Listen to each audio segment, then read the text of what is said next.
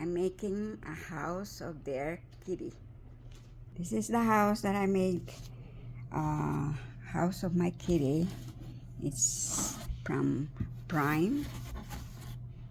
And I need some yarn because she loves this blanket, the soft one. I put inside the box so that it's soft. And this is the t-shirt of my husband. To cover it, it make nicer. The improvised house of my kitty. You know, guys, she loves this. She really loves this. Like that.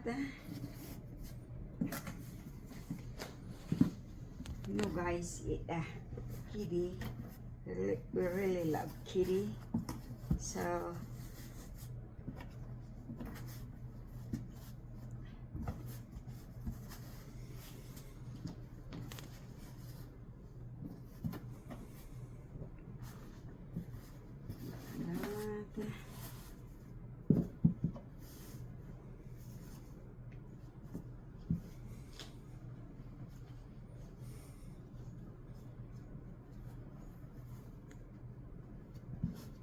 just improvise, because this kitty, my kitty, is very picky.